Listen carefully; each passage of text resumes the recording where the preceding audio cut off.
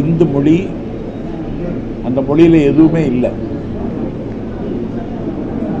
இந்து மொழி காலத்தால் இளைய மொழி.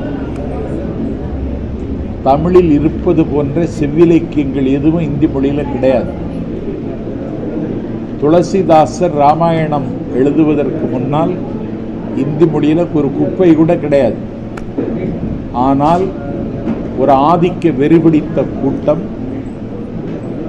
இன்றைக்கு இந்தி மொழியை எல்லா இடங்களிலும் நிலைநிறுத்துவதற்கு ஒரு கூச்ச உணர்வில்லாமல், அதை தாண்டி குற்ற உணர்வு கூட இல்லாமல் நடைமுறைப்படுத்துவதற்கு அதிகாரத்தை பயன்படுத்துகிறார்.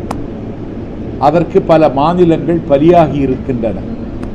அப்படி தமிழ்நாடும் பலியாக வேண்டும் என்று அவர்கள் எதிர்பார்க்கிறார்கள். 5000 ஆண்டுகால தொன்மை உள்ள என்னுடைய மொழியை ஒரு 2252 கோடிக்காக பலி கொடுப்பதற்கு தமிழ்நாடு அரசு தயாரில்லை என்று பள்ளிக்கல்வித்துறை அமைச்சர் இன்றைக்கு சொல்லியிருப்பதை, ஒரு முதுகெலும்புள்ள பள்ளிக்கல்வித்துறை அமைச்சரை தமிழ்நாடு பெற்றிருக்கிறது என்பது எனக்கு மகிழ்ச்சி. ஆனால் இந்த மொழிப்போர் தமிழ்நாட்டில் வந்துவிடுமா என்று நான் வரும் என்று சொல்ல மாட்டேன், வர வேண்டும் என்று எதிர்பார்க்கவும் இல்லை.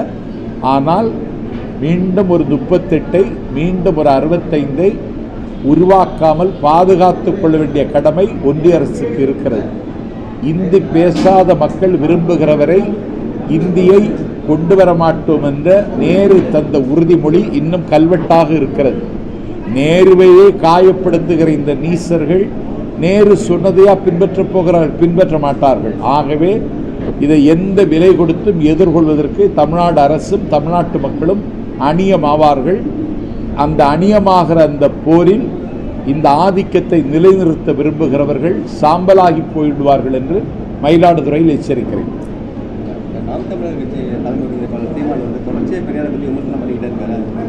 அதற்கு நான் பதில் சொல்லிக் கொண்டுதான் வருகிறேன். பெரியார் தொட்டிலில் கிடந்த பொழுதே பூமியினுடைய பற்றி கவலைப்பட்டவர். இன்னும் சொல்லப்போனால் உலகத்தில் பல சிந்தனையாளர்களின் வரலாற்றை ஒரு மாணவனைப் போல படித்தவன் என்ற தகுதியோடு சொல்லுகிறேன். உலகத்தில் எந்த சிந்தனையாளரும் தான் சொன்ன சிந்தனை நடைமுறைக்கு வந்ததை பார்த்ததில்லை. ஆனால் தான் சொன்ன சிந்தனைகள் நடைமுறைக்கு வந்ததை கண்ணால் கண்டு கண்ணுடைய ஒரே தலைவர் உலக வரலாற்றில் பெரியார். அந்த பெரியாரை தொடர்ந்து விமர்சிப்பதுதான் என்னுடைய வேலை என்று எந்த எஜமானிடத்தில் கூலி வாங்கி கொண்டு குறைக்கிற அந்த நாய் இனிமேல் பெரியாரை காயப்படுத்தினால் எங்கள் காலில் கிடக்கிற செருப்பு காலில் கிடக்காது. தமிழக ஆளுநர் அவரோட அதிகார வரம்புக்கு மேலே செயல்படுறார். இல்லை, அவர் ஒரு ஆதிக்கத்தின் சின்னமாகத்தான் இருக்கிறார். அது கவர்னருடைய டியூட்டி கண்காணிப்பது தான். தமிழ்நாடு அரசை, அதனுடைய நிர்வாகத்தை கண்காணிப்பது.